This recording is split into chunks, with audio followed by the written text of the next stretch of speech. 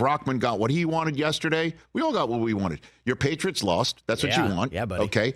Your Cowboys, T.J. Jefferson won significantly. I mean, just absolutely destroyed the Rams. That game was 26-3. That game, the Rams were in it. It was 10-3. They had a chance to get the ball down the field and tie the game, and pick six, and then a safety, and the roof just caved in. Matthew Stafford's throwing thumb gets stuck, it seemed, for a split second in the face guard of one of the defensive linemen that was coming to rush him on a 2-point conversion. And then the Rams, knowing this, call a 2-point conversion, throwing the ball to him. But a terrific athletic play on his part to grab the ball and then reach it Des Bryant-like over the goal line. And as the ball hits the ground, with his right thumb takes, I guess, the brunt of it, and he was done. The game started off so bad for the Cowboys. I think Dak got sacked 3 times in the first. Well, it was just take that first two. I was just like, "Are you joking?" Well, that's how this game's going to start. Let's just be straight up, because the Cowboys were the better team and they crushed it, and Dak did exactly the type of stuff that Dak needs to do, right? Which is find CeeDee Lamb, stop screwing around, and play fast and play well. But there was an awful illegal contact penalty on the Rams that allowed the Cowboys to stay on the field in that first drive. And then the Rams had to settle for 3 after Cooper Kupp absolutely got hooked over the middle. No call there. And then the roof caved in.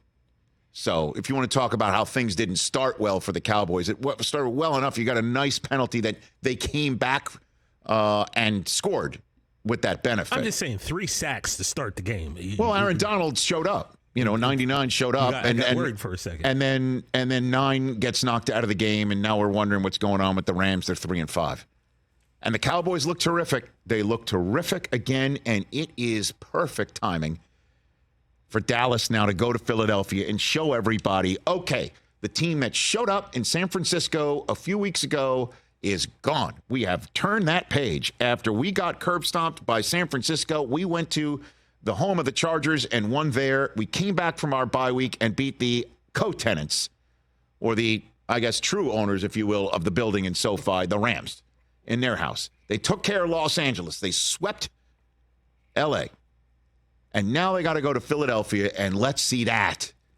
And Michael Irvin on game day morning yesterday talked about how well-positioned the Cowboys are to take control of this division and their conference, because if they beat Philadelphia or even lose to them, let's just say they even lose to them, that would make them 5-3. Then they're home for the Giants, at Carolina, home for Washington, home for Seattle before facing Philadelphia again. Keep that in your mind's eye. Again, home for the Giants, at Carolina, home for Washington, home for Seattle, home for Philadelphia. Again. Right? Let's just say you want to put them 4-1. They split with Philly. Okay. Look, all right. And then you say that those are all winnable games with the Washington Commanders being the throw out the records type stuff. Just keep that in your mind's eye. Now put up the Philadelphia Eagles schedule, if you don't mind, who are that 7-1 right now. They are 7-1 right now. Keep that in your mind's eye. Even if they go 8-1 to have a 2.5 game lead over the 5-3 Cowboys.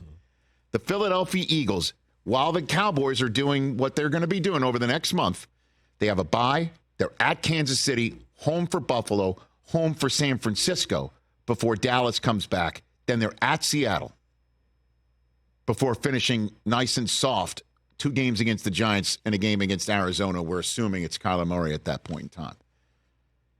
That's Michael Irvin's 2 cents about how the Cowboys can make some hay right now, but they got to play like that team, not like the one that showed up in San Francisco or Arizona. Yeah. They got to play like that team. Deron Bland's got to continue to be that man. The margin for error is over. If they want to win this division and have now with San Francisco doing what they're doing, and we'll see what the Lions look like tonight. Okay? That's it right there. Who just did that? Yeah. The Bills and the Bills just made a move, and we'll talk about that in a second. Yeah. But the Dallas Cowboys, it's right there. The Niners have tripped up. If you believe the Lions are beatable, and you believe the Seahawks are beatable, and you believe the NFC South champions are not all that, whoever it's going to be, if you believe all that, then go beat the Eagles, or at least split with them, and then take all the other so-called winnable games. Don't have your punch down, come back and rebound and hit yourself in the chin. Let's see it. But we saw it yesterday. Catch the Rich Eisen Show every single day on the Roku channel, 12 to 3 Eastern, for free.